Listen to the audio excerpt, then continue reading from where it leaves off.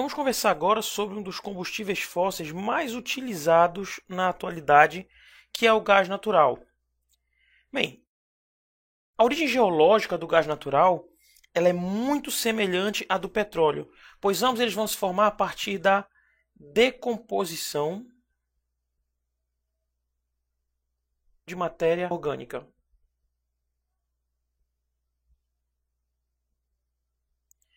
Ambos vão se formar a partir da decomposição de matéria orgânica no solo. E quase sempre ele vai estar atrelado à existência do petróleo. O petróleo vai estar acumulado no solo, na rocha, e vão haver alguns bolsões com espaço. Nesse espaço é que você vai encontrar o gás natural.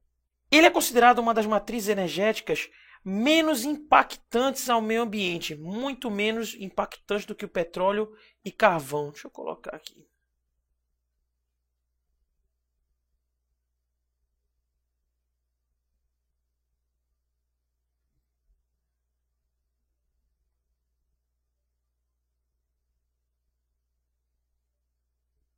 Pra você ter uma ideia, ela é tão impactante que alguns estudiosos eles colocam o gás natural como uma energia limpa. E nós sabemos que não é assim devido ao fato dela ser um combustível fóssil. Mas chega ao ponto de alguns estudiosos classificarem ela, o gás natural, como energia limpa. Aí tu te pergunta, por que ele chega a ser classificado como energia limpa? Primeira coisa, isso acontece porque a queima desse combustível ele emite uma quantidade muito ínfima, muito pequena de poluentes na atmosfera. Inclusive, devido a isso, o consumo do gás natural cresceu muito nos últimos anos, pelo fato de ele ter essa particularidade de gerar pouco resíduo. Se gera pouco resíduo, pouca poluição. Pouca poluição, uma infinidade de outros fatores positivos para a natureza vão ser gerados a partir disso. E os produtos resultantes da emissão desse gás, eles são extremamente inodoros. Você não vai sentir o cheiro deles. Eles são inodoros e são incolores. Já é totalmente diferente, por exemplo, da queima do carvão, que você vê aquela fumaça preta, aquilo ali atolado de monóxido de carbono, indo direto para o ar. Bem, e nessa imagem aqui eu estou te mostrando alguns dos maiores produtores de gás natural do mundo. Você vai ter os Estados Unidos, o Canadá e a Rússia. Isso aqui eu só coloquei dos mais conhecidos. Mas esses que estão nesse patamar vermelho e marrom são alguns dos maiores produtores de gás natural do mundo. E uma outra coisa que contribui muito para esse uso de gás natural é uma abundância de jazidas. Que essa imagem deixa bem claro que esses países eles são alguns dos maiores produtores de gás natural do mundo pelo fato de eles terem uma abundância muito grande de jazidas. E acaba que pelo fato de você ter muito, o preço vai ser bem inferior se comparado com outros combustíveis fósseis. O preço vai ser muito baixo. Paga-se muito pouco. É aquele princípio do capitalismo. Se tu tens um mercado inundado de um produto, o preço é baixo. Se você tem uma retenção desse produto, o preço é mais alto. No caso do gás natural, no mercado internacional, o preço dele é bem baixo. E somado também a todas essas virtudes, ele é um combustível fóssil barato, ele emite pouca quantidade de gases poluentes. Também tem uma outra virtude, é que ele gera poucos riscos durante sua utilização, porque pelo fato de ele ser mais leve que o ar, ele vai se dissipar facilmente na atmosfera em caso de um possível vazamento.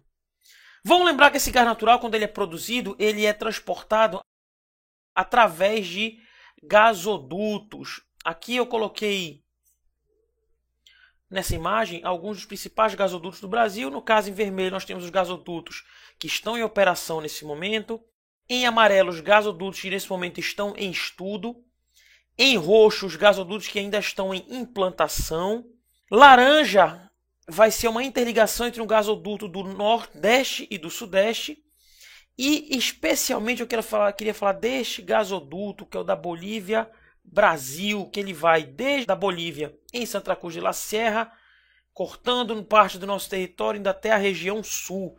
O Brasil é extremamente dependente do gás natural que é produzido na Bolívia. Tanto é que em 2006 houve todo um conflito entre a Bolívia e o Brasil, quando o presidente Evo Morales, ao assumir, ele expropria as refinarias de gás que existiam na Bolívia. Esse G que você está vendo aqui, todos eles são de reservas de gás que existem na América do Sul, pelo menos em parte da América do Sul.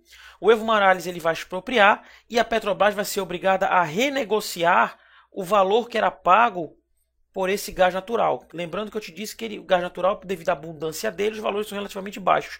E o Brasil se aproveitava disso, apagando valores extremamente baixos e irrisórios por esse gás natural, que é a principal riqueza desse país aqui, que é a Bolívia. É interessante quando tu fala de imperialismo, a gente só pensa que os Estados Unidos exploram outros países, mas o nosso país também explora outros, como por exemplo, no caso, a Bolívia. E esse gás natural ele também é utilizado na geração de energia elétrica. E de que forma ele é utilizado nessa geração de energia elétrica? Ele é utilizado nas termoelétricas. Devido aos problemas ambientais que são causados, como eu te disse, pela queima do carvão e de óleo combustível, e que problemas ambientais podem ser esses, com a chuva ácida, muitos países estão substituindo esses combustíveis fósseis pelo gás natural.